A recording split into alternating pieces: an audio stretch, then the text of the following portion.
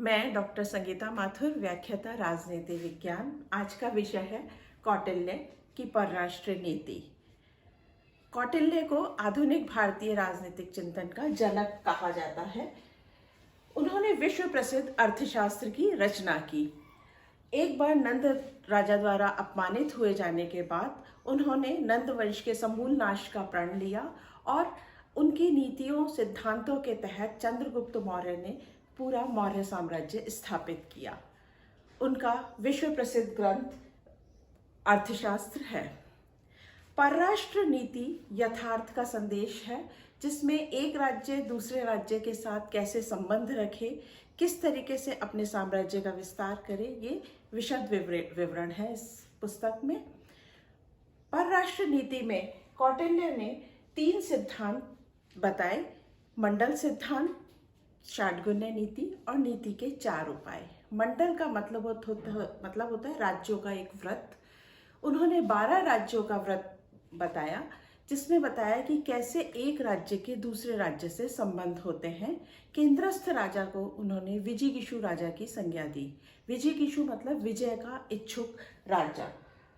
उसके अंतर्गत उन्होंने बताया कि जो केंद्र बिंदु राजा होता है उस किस तरह से उसके हमेशा पड़ोसी देशों से सीमा संबंधी विवाद होते हैं, तनावपूर्ण संबंध होते हैं, फिर उसके बाद जो होता है उससे अच्छे संबंध होते हैं। इस सिद्धांत को हम इसके माध्यम से ज़्यादा अच्छे से समझेंगे।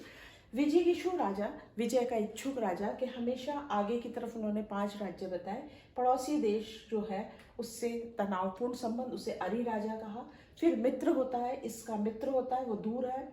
फिर अरि का मित्र होता है लेकिन इसका शत्रु होता है, तो इसका भी शत्रु हुआ।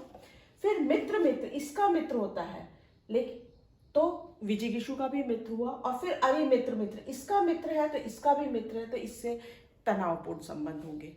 इसी तरह पीठ पीछे के कुछ राज्य बताए।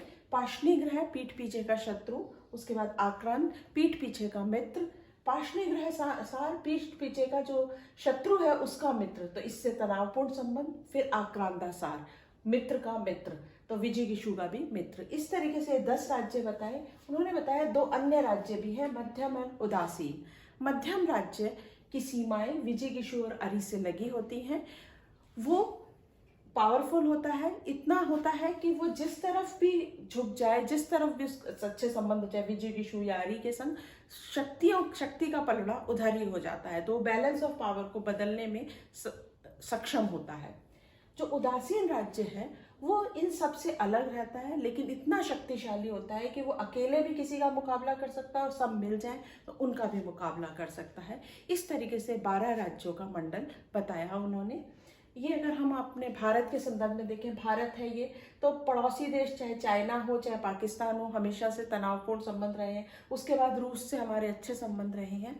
तो मंडल सिद्धांत के द्वारा हम किसी भी देश के जो पड़ोसी देश हैं उनसे संबंध समझ सकते हैं। उसके बाद उन्होंने एक दूसरी षाटगुण्य नीति बताई। षाटगुण्य मतलब होता है 6 गुणों वाली नीति। 6 गुण कौन कौन से? संधि, विग्रह, यान, आसन, संशय, द्वैधी भाव। संधि दूसरे देश से 2 देशों की संधि होना। आसन परस्पर झगड़ा होना, तनाव होना, संबंध समाप्त होना। यान मतलब आक्रमण कर देना, अगर एक देश को लगता है कि मैं शक्तिशाली हूँ तो दूसरे देश पे आक्रमण कर दे। आसन अगर उसे लगता है कि मैं हार जाऊंगा तो उसे मौन धारण करके रहना चाहिए। संशय अगर वो कोई देश अपने आप को कमजोर महसूस करे तो उसको दूसरे राज्य का आश्रय लेके रहना चाहिए। और द्वैधी भाव, अगर आक्रमण हो गया है और वो मुकाबला करने में उसकी सेनाएं सक्षम नहीं है तो सेना को 2 भागों में, द्वैधी भाव 2 भागों में बांट दिया जाए। एक को मोर्चे पे लगा दिया जाए और दूसरी को प्रशिक्षण दिया जाए, शस्त्र अस्त्र से सुसज्जित करके फिर शक्तिशाली करके उसको मोर्चे पे लगाया जाए। ये उन्होंने एक देश दूसरे देश से किस तरीके से संबंध रखे उसके संबंध में उन्होंने बताया। एक और उन्होंने नीति के 4 उपाय भी बताए हैं, इन्हें चतुर्दिक नीति भी कहते हैं, जिसमें उन्होंने बताया कि किस तरीके से इनका प्रयोग किया जाए कि एक देश दूसरे देश से संबंध बनाए। सबसे पहले साम यानी समझाना, अर्थात विवादों को शांतिपूर्ण ढंग से निपटाने की कोशिश करनी चाहिए राज्य को। दूसरी बात, दाम मूल्य देना, पैसे वगैरह देके उसको अपने पक्ष में करने की कोशिश करनी चाहिए। तीसरा, फूट डालना, अर्थात विपक्षी और उसके समर्थकों में फूट डालकर उसको अपने वश में करना। और दंड, इसका अभिप्राय युद्ध से है, अर्थात युद्ध के माध्यम से बल प्रयोग करके किसी अन्य राज्य को अपने पक्ष में करना। लेकिन कौटिल्य ने सुझाव दिया कि इसका प्रयोग हमेशा अंतिम स्थिति में करना चाहिए, पहले साम दाम भेद का प्रयोग करना चाहिए।